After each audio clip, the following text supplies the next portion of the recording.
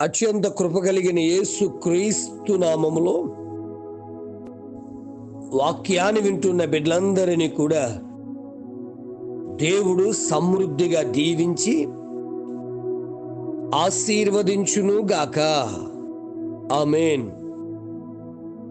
ప్రియ దేవుని బిడ్డలారా, అందరూ ఎలాగున్నారు? బాగున్నారు కదూ? ఉదయం లేచి ప్రార్థన చేసుకున్నారమ్మా? కుటుంబ ఆరాధన చేశారా బ్రదర్?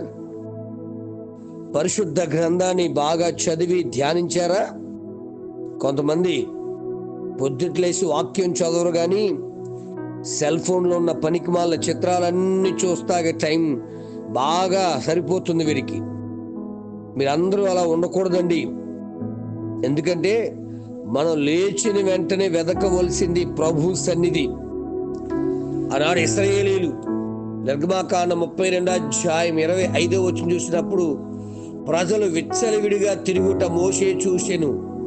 వారి విరోధులలో వారికి ఎగతాళి కలుగునట్లు అహరోను విచ్చలవిడిగా తిరుగుటకు వారిని విడిచిపెట్టి ఉండేను అనే మాటలు మనకు కనబడుతుంటాయి.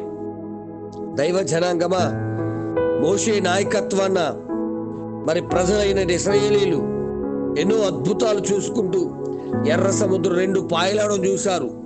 మారా నీళ్లు మధురంగా మార్చబడ్డం చూశారు. మరి ఇంకా అనేక అద్భుతాలు వారు కళ్ళెదురుగా చూస్తూ, అబ్బా ఎంత గొప్ప దేవుడు మనకున్నాడు, ఎంత గొప్పవారమరా మనం అని దేవుణ్ణి ఆరాధించాలి. దేవుణ్ణి ఘనపరచవలసిన వీరు. దేవుని బిడ్డలారా, ఆలోచన చేద్దాం. ఇంతలో మోషే గారిని దేవుడు సీనాయి కొండ మీదకి రమ్మంటే ఆయన వెళ్ళి మరి 10 ఆజ్ఞలు తీసుకుని వచ్చే సమయానికి ఇక్కడ చేస్తున్న పని ఏమిటి అంటే ప్రజలు విచ్చలవిడిగా తిరుగుతున్నారు. మోషే తిరిగి కిందకు వచ్చినప్పుడు కనబడుతున్నది ఏమిటంటే ఎవరిష్టం వచ్చినట్టు వారు తింటున్నారు, త్రాగుతున్నారు, ఆడుతున్నారు, గంతులేస్తున్నారు. ఎవరికి పరిశుద్ధత లేకుండా దేవాతి దేవుని విడిచిపెట్టి ఆ బొమ్మను చేసుకుని ఇశ్రాయేలు దేవుడు లేడు గాని మమ్మల్ని రక్షించినది, మమ్మల్ని నడిపించినది ఇదే దేవుడు అని చెప్పి దానికి నమస్కారాలు చేస్తూ గొంతులేస్తూ విచ్చలవిడిగా తిరుగుతున్నారు. ఇక్కడ 2 తప్పులు ఉన్నాయి. 1, వారు అలా తయారవడం. 2, అహరోను గారు అలా విడిచిపెట్టేయడం. దైవ జనాంగమా, నేటి తరంలో నేటి జనాల్లో అనేక చోట్ల ఒక పరిశుద్ధ వివాహం అయిన తర్వాత వాళ్ళు ఎలా పడితే మనకెందుకని యాజకులమైన మనం విడిచిపెట్టి వచ్చేయడం వల్లనే వారిని గద్దించకుండా, వారిని హెచ్చరించకుండా, వారికి బుద్ధి చెప్పకుండా, వారిని ఈ విధమైన రీతిలో పరిశుద్ధ వివాహము జరగాలి అని చెప్పకుండా మనం అది చెప్పినా వారు వినరులే అని చెప్పేసి వచ్చేయడం వలనే క్రీస్తు నామానికి అవమానం వస్తుందేమో బ్రదర్. ఒక్కసారి ఆలోచించండి. మన దైవజనులమైన మనము ధైర్యంగా, బాబు బ్రదర్ సిస్టర్, ఇదిగో ఈ పద్ధతులు, ఈ యొక్క లక్షణాలు, ఈ యొక్క డ్యాన్సులు, ఈ పోరంబోకు పనులన్నీ చేయకూడదునా? మనం దేవుని బిడ్డలం. అలాగైతే వివాహం చేస్తాం. మీరు లోకంలో కలిసిపోయినట్లయితే పరిశుద్ధ వివాహం వద్దు, మీ ఇష్టం వచ్చినట్టు చేసుకోండి అని మనం చెప్తే బాగుండేది. కానీ కొంతమంది, అందరూ కాదు, కొంతమంది వారు ఇచ్చేదానికి మనం లోబడిపోతున్నామో తెలియదు, లేకపోతే వారు మన మందిరాలకు రారనో తెలియదు. వాళ్ళు ఇష్టం వచ్చినట్టుగా చేస్తే మనం కళ్ళప్పగించి చూస్తున్నామే తప్ప ఖండించలేకపోతున్నాం. అహరోను వారిని విచ్చలవిడిగా తిరుగుటకు విడిచిపెట్టేసాడు ఉంది బైబిల్లో. బిడా ప్రజలారా, మీ ఇంట్లో జరిగే శుభకార్యాలు, మీ ఇంట్లో జరిగే సమస్త కార్యాలు దేవుని మహిమార్థంగా జరుగుతున్నాయా? మనుషుల ఇచ్చల ప్రకారం, మనుషుల కోరికల ప్రకారం విచ్చల విడితనంతో తిరుగుతూ దయచేసి దేవునికి వ్యతిరేకంగా, దేవుని నామానికి వ్యతిరేకంగా, దేవుని నామం మనుషుల మధ్య అవమానకరముగా ఉండేట్లుగా జరుగుతున్నాయా? ఒక్క నిమిషం ఆలోచించాలని తెలియజేస్తూ ఉన్నాను. దైవ జనాంగమా, ప్రజలు విచ్చలవిడిగా తిరుగుతున్నారు. నేను అంటాను కదా, వారు ఏమి చేయాలంటే దేవుని కనపరచాలి. అయ్యా, ఇన్ని అద్భుతాలు మా జీవితాల్లో చేశావు. ఎర్ర సముద్రాన్ని అయ్యా నడవడానికి 6 నెలలు నడవడానికి నువ్వు కృపనిచ్చావు అని చెప్పి దేవుణ్ణి ఆరాధించవలసిన వీరు తిని త్రాగి గొంతులేస్తున్నారు. తమ్ముడు చెల్లి వివాహంలో నాకు మంచి గుణవతైన భార్య వచ్చింది అని దేవుని స్తుతించడానికి బదులు ఆ వచ్చిన భార్యను కూడా రకరకాల పనికిమాల పాటలు పెట్టి పెళ్లి కొడుకు పెళ్లి కూతురు డ్యాన్సులు వేస్తున్నారు కొన్ని చోట. ఈ మధ్యన మెచ్యూర్ ఫంక్షన్లకి కూడా డ్యాన్సులు అయిపోయాయి.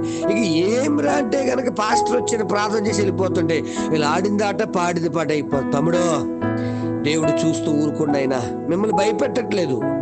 దేవాతి దేవుడు మహారోషం కలిగిన దేవుడు, దహించు అగ్ని అయి ఉన్నాడు. ఆయన మాట వింటే 1000 తరాల వరకు నీకు దేవునిస్తాడు. మాట వినకపోతే వదిలిపెట్టేస్తాడు. జాగ్రత్త. చూడండి, మోషే కొండ మీద దిగి వచ్చినప్పటికీ మనుషులాగా ఉన్నారు. రేపు యేసు ప్రభు కిందకు వచ్చినప్పుడు కనుక రెండవ రాకడను ఎత్తుకుని తీసుకువెళ్ళడానికి వచ్చినప్పుడు, మహిమ మేఘం మీద తీసుకువెళ్ళడానికి వచ్చినప్పుడు మనుషులు కూడా ఇలాగే ఉంటారేమో. నీ కుటుంబం ఎలాగుందో ఒక్క నిమిషం ఆలోచించు. తండ్రి గారు, తల్లి గారు, నీ బిడ్డల్ని దైవభక్తులు పెంచుతున్నారా? విచ్చలవిడిగా వదిలిపెట్టేశారా? నా మాట వింటున్నారా? తమ్ముడు చెల్లి, నీ బిడ్డలను దేవుని బైబిల్లో పెంచుతున్నారా? లేక పనికి మాలిన వేషాలు వేసుకుంటూ ఉంటే నవ్వుకుంటూ, అబ్బో మా ఓడు పలానా స్టార్ అండి, పలానా స్టార్ అని చెప్పేసి నువ్వు వాడిని సపోర్ట్ చేస్తున్నావు తప్ప, తమ్ముడా, నాన్న, బిడ్డ, నా కుమారుడు, నా కుమార్తె, ఈ వేషాలు మనకు మంచివి కాదు. మనం దేవుని బిడ్డలమని ధైర్యం చెప్పగలిగేదానిగా వాడిగా ఉన్నావు. ఆలోచించు. ఆనాడు అహరోను ఇశ్రాయేలీలను వారు విచ్చలవిడిగా తిరగడానికి విడిచిపెట్టేశాడు. ఇశ్రాయేలీలు వారికి ఇష్టాలు నెరవేర్చుట కొరకు, విచ్చలవిడిగా తిరుగుట కొరకు వారికి వారే తిరుగుతున్నారు. కుటుంబ యజమానుడా, నా ప్రియ సహోదరుడా, ప్రియ దైవజనుడా, మన కుటుంబస్తులను విచ్చలవిడిగా వదిలిపెట్టేస్తున్నామా? మన సంఘ బిడ్డలను విచ్చలవిడిగా వదిలిపెట్టేస్తున్నామా?